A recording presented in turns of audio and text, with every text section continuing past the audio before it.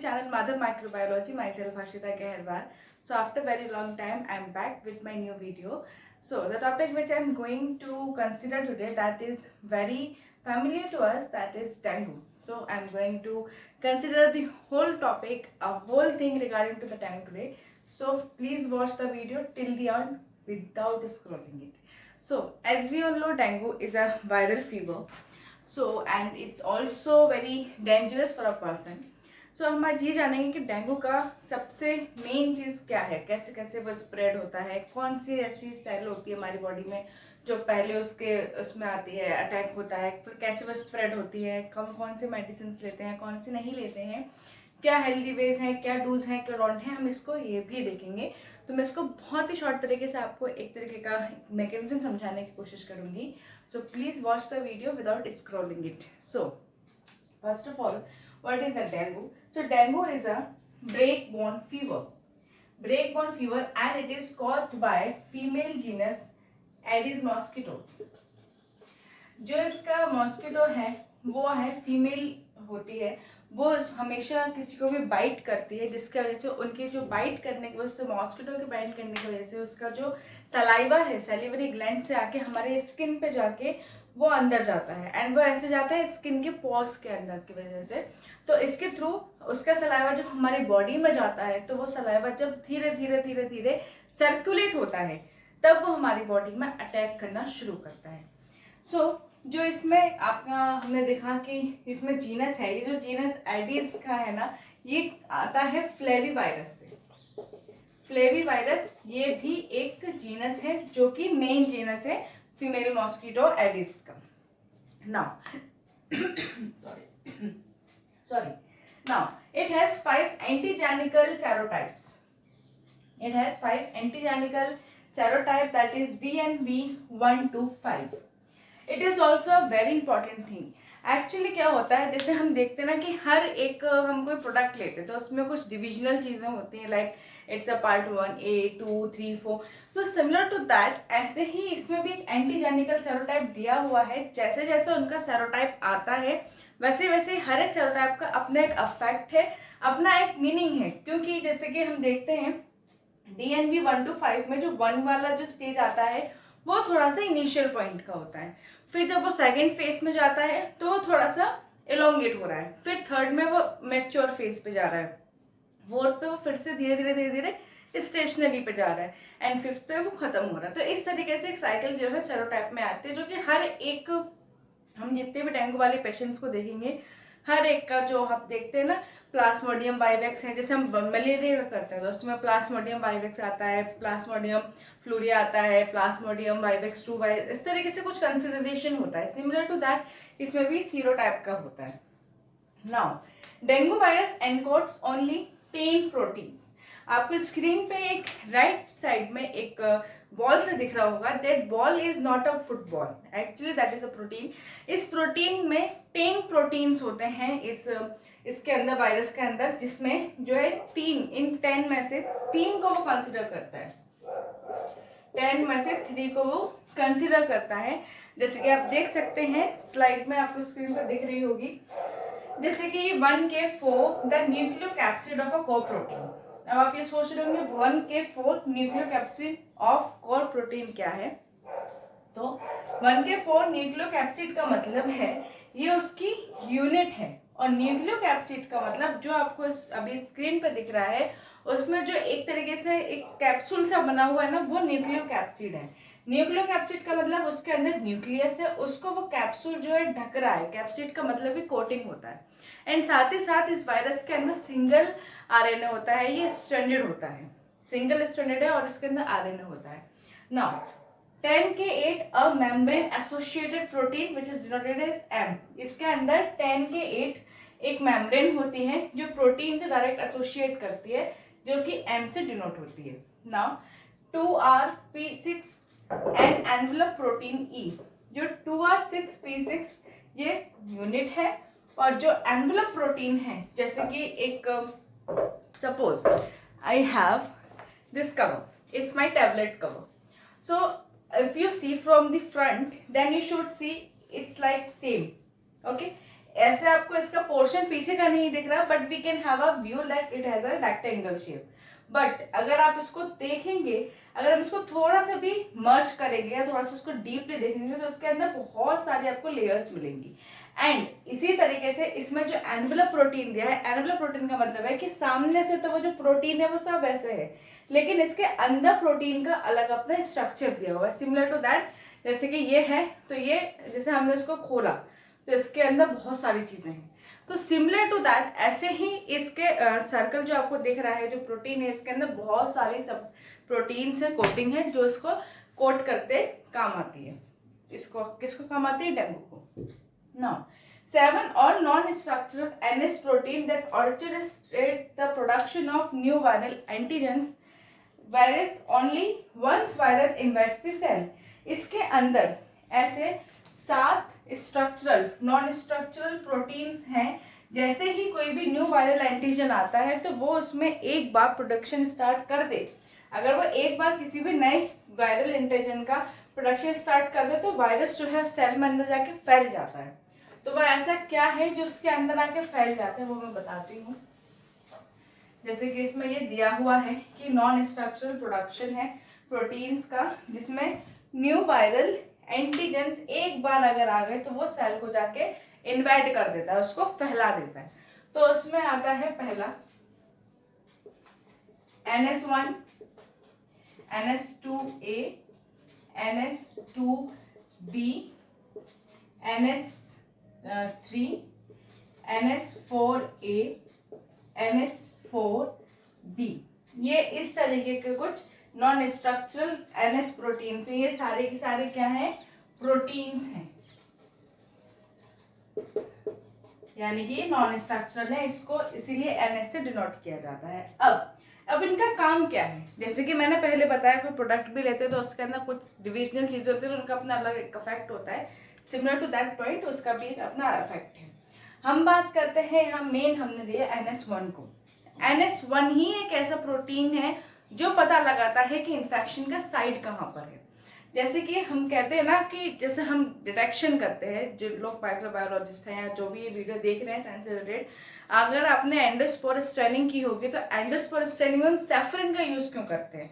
Because we need to know that where is the particle which we need to find out. तो उसमें हम red colour आने की वजह से ही सैफरन का यूज करते हैं, बिकॉज सैफरन जो है अपना कलर ही देता है जिस कलर की वजह से हमें उस साइड का पता चलता है। तो similar to that procedure NS1 is the kind of a method which used to find out the place where the infection begins। तो ये एक infection marker का काम करता है। infection marker, ये एक infection marker का काम करता है। बाकी ये ऐसा और कुछ नहीं करता, ऐसे बस अपना अपना कंट्रीब्यूशन देते हैं डिसीज को करने के लिए। बाकी NS1 ही होता है जो पता लगाता है कि अब इसका इन्फेक्शन कहाँ हुआ और कहाँ पे इसका मेन हुआ। और सबसे बड़ी चीज, जैसे कि मैंने कहा कि हम बताएंगे कि मैकेनिज्म क्या है, कि कहाँ पे क्या होता है, वो अब आप देख लीजिए।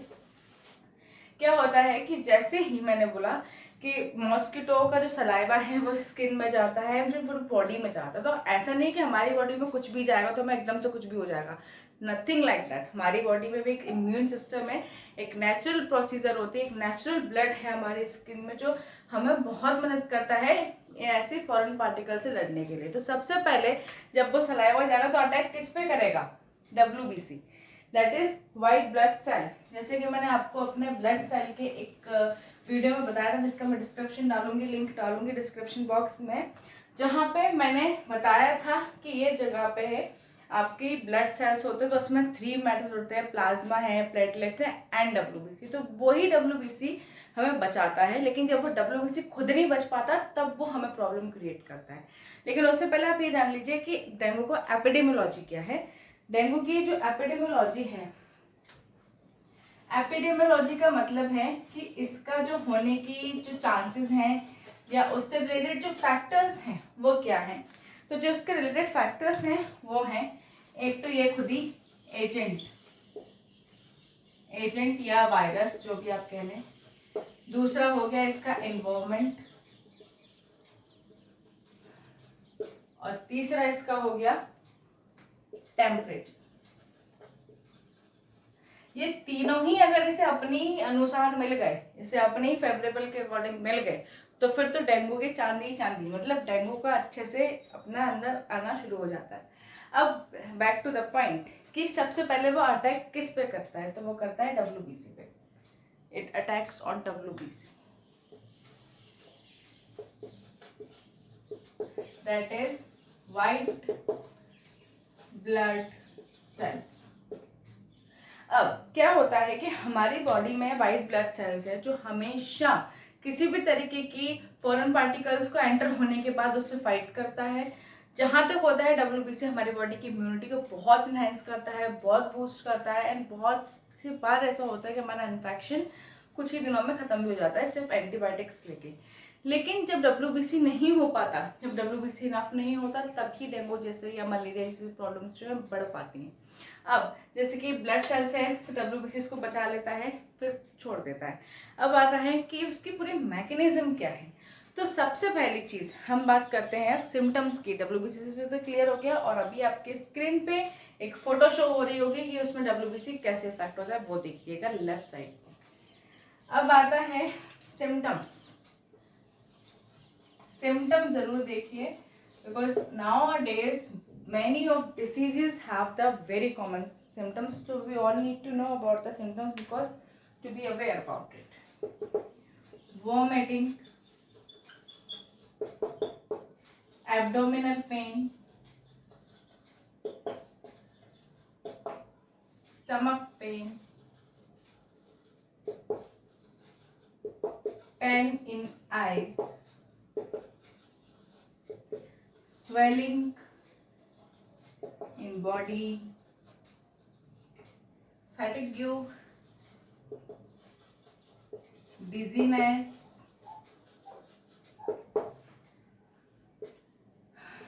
less energy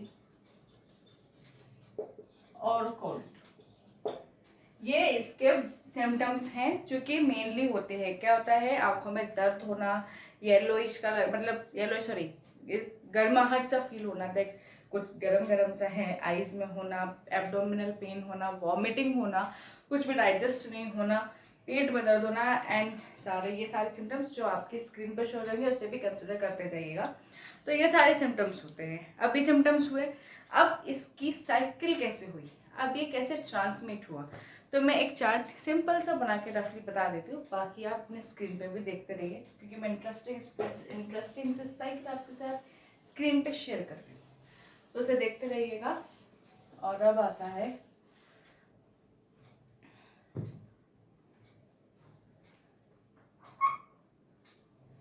now mechanism.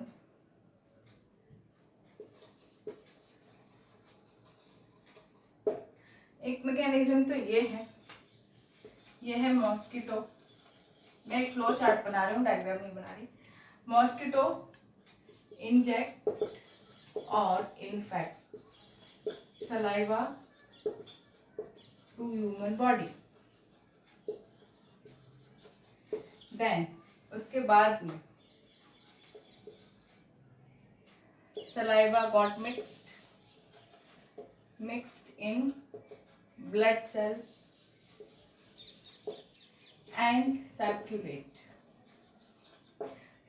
हो गया। सर्कुलेट होने के बाद में symptoms begins, then test medicines। तो ये तो एक रफली चार्ट हो गया, प्रॉपर नहीं है, प्रॉपर मैं आपको स्क्रीन पे शेयर करूंगी, उसे आप जरूर देखिएगा। तो इस तरीके से मॉस्किटो का सलाइवा जाना स्किन के अंदर, उसके बाद में वो पूरे बॉडी में उसका होना, सर्कुलेट होना, फिर डिसीज का टेस्ट होना सिम्टम्स के बेसिस पे, एंड देन मेडिसिन कौन सी लेते हैं इसमें, वो भी मैं स्क्रीन पे शेयर कर रही हूँ। साथ ही साथ में स्क्रीन पे देखते जाइए। स्क्रीन पे इसलिए शेयर कर रही हूँ, कई बार प्रोनाउंसिएशन में और आपके अंडरस्टैंडिंग में प्रॉब्लम हो सकती है, तो इसीलिए उसको स्क्रीन पे देखें तो that should be much better. लेकिन एस्प्रिन नहीं लेना है। एस्प्रिन हार्ट पेशेंट्स के लिए इमीडिएट फॉर्म में दिया जाता है when they need to run to reach the hospital, just to maintain that distance you need to take the aspirin, but not in malaria और डेंगू केस। इसके अंदर chloro क्यूनाइन को लिया ही जाता है ताकि जितनी भी डिजीनेस है, पेन है, उसके साथ में काम करता है ये। एंड फर्दर मेडिसिन मैं आपके साथ में शेयर कर रही हूँ स्क्रीन पे। अब इसमें जो टेस्टिंग होती है वो अलग अलग होती है। पीसीआर का टेस्ट इसमें यूज होता है। पीसीआर जैसे मैं बता चुकी हूँ, पॉलीमरेज चेन रिएक्शन, जहाँ पे इनिशिएशन और आपका इलोंगेशन, टर्मिनेशन होता है, तो ये सारी चीज़ें इसमें आ जाती है। फिर लेकिन पीसीआर ही एक मेन चीज़ है जिससे रंग पता किया जा सकता है। Now what to do and what not to do. Do and don't, must see this. Always keep environment clean or sanitize.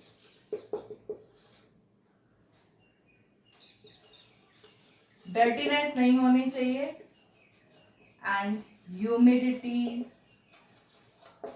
या गीला वातावरण ना हो। Now, precautions with artificial chemicals, जैसे कि आपका बहुत सारे अवेलेबल होते हैं ऑल आउट्स वगैरह या फ्लैश कार्ड वगैरह, वो चीज़ें आप यूज़ कर सकते हैं ताकि मॉस्किटो सराउंडिंग्स में ना हो। क्या नहीं करना है वो ये है,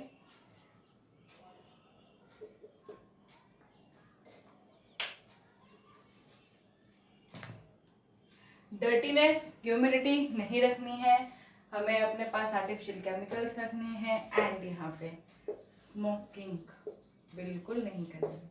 स्मोकिंग इन द सेंस उस एरिया से दूर रहना है जहाँ पे स्मोकिंग हो या स्मोकर्स हो, क्योंकि इससे भी बहुत ज़्यादा अफेक्ट पड़ता है। And maintain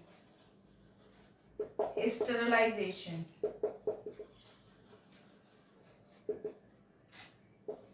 अनसैनिटाइज्ड food, unsanitized food नहीं लेना है और हमेशा सैनिटाइजेशन या स्टेरिलाइजेशन प्रोसेस को मेंटेन रखना है। तो यही था हमारा मैकेनिज्म। मैंने एक सिंपल वे में फ्लो चार्ट में बताया, बाकी की मैं सारी डिटेल्स स्क्रीन पर लगातार शेयर करती जा रही हूँ, वो भी आप देखते रहिएगा। सो थ्रू दी वीडियो मैंने आपको बताया कि एड्स इससे होता है, मॉस्किटोज कैसे आया, कौन सा जीनस से होता है, क्या मैकेनिज्म है, इसमें क्या प्रोटीन्स हैं और क्या क्या इसका सब सेरोटाइप है, ये सब मैंने आपको बताया है। एक बहुत ही शॉर्ट तरीके से बताया है, ज़्यादा एनलार्ज नहीं किया है, डिटेलिंग नहीं की है। If you want then I definitely do that, so you have to comment on that. So सब चीज़ें मैंने इस वीडियो में दिखाने की कोशिश की है, डूज डोंट डूज, इसमें WBC कैसे क्या होता है, एक मैंने फ्लो चार्ट थोड़ा सा दिखाया है। तो ये सब चीज़ें आई होप आपको समझ में आ गया होगा कि डेंगू का मेन रीज़न क्या होता है। So I hope you like the video. So please press the button like, and if you not subscribe my yet channel, then please subscribe my channel so you can easily notified. And one thing need to share with you all, that now from today, so all the coming days, Tuesday, Thursday and Saturday, these 3 days where I'm going to release my videos at the time of 6 p.m. to 7 p.m. and that should be in a regular form. Now there was no kind of a gap in between, as I earlier also said the same thing, but I had a gap, so sorry for that. Due to my other problems also I am going to through. So I hope you like the video, so please like my and share my channel more and more. So meet you in the next video, so stay tuned.